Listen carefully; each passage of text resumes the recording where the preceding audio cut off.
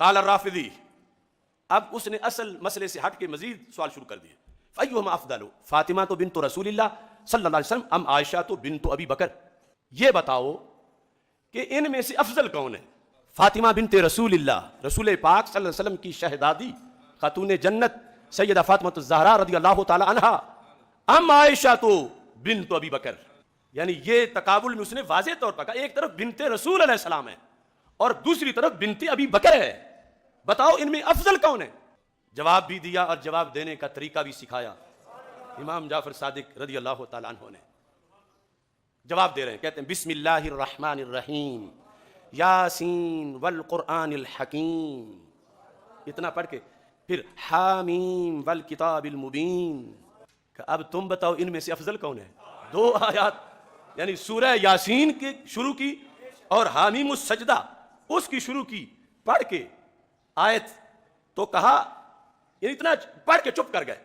اب وہ بولا، کہتا ہے اسألک ایہما افضل فاطمہ ابنۃ النبی صلی اللہ علیہ وسلم ام عائشہ ابنۃ ابی بکر وتقرأ القرآن؟ سمجھے نہیں ہو کہ میں نے پوچھا کیا ہے؟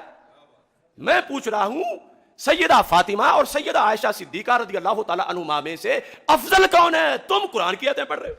فقال له جعفر، امام جعفر صادق نے کہا بھگوتر تجھے جواب تو دے دیا ہے، آیات پڑھ کے تجھے جواب دے دیا ہے، اب یاسین اور حامیم ان میں سے کسے تم ترجیح دو گے؟ سبھی شان والی ہیں. فقال له الجعفر عائشہ بنت ابی بکر. کہا صرف یہاں تک نہ رہو، آگے بھی تو بولو نا. زوجۃ رسول اللہ صلی اللہ علیہ وسلم معہ فی الجنہ، کہ عائشہ بنت ابی بکر جو زوجہ رسول صلی اللہ علیہ وسلم ہیں وہ سرکار کے ساتھ ہوں گی جنت میں. وفاطمہ بنت رسول اللہ صلی اللہ علیہ وسلم سیدۃ النساء اہل الجنہ. ادھر میت بیان کی، ادھر سرداری بیان کی، سیادت بیان کی، اور بیماری والوں کا علاج اس وقت بھی ساتھ کیا. فرمایا الطائن علی زوجۃ رسول اللہ صلی اللہ علیہ وسلم لعنہ اللہ. کہا جو زوجہ رسول علیہ السلام پہ تنقید کرے اس پہ اللہ کی لعنت ہو. والباغض لابنۃ رسول اللہ صلی اللہ علیہ وسلم خذلہ اللہ.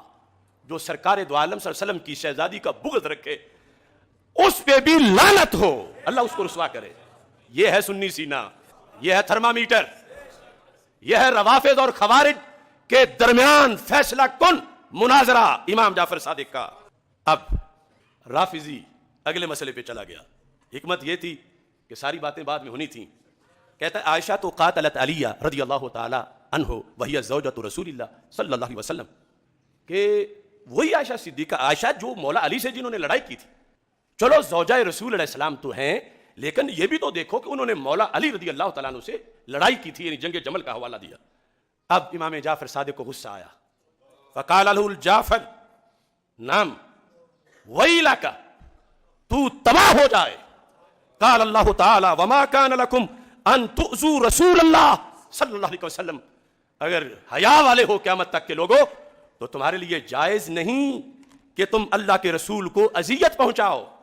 لہٰذا یہ جو زوجیت والی نسبت ہے، یہاں زوجہ کا معاملہ خود زوج کی طرف آتا ہے غیرت کا، اور تم اس زوجیت کے لحاظ سے اس کو عام سی چیز سمجھ رہے ہو. یعنی وہ اجتہادی معاملہ ان کا تھا، لیکن اس سے کوئی عائشہ صدیقہ سرکار کی زوجیت سے تو نہیں نکل گئی کہ ان کا شرف ختم ہو گیا ہو.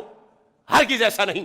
اس جواب پر آپ نے پہلی بار اس کو کہا ویلک، کہ تو تباہ ہو جائے، کہ تو کس طرح کی باتیں کرتا ہے.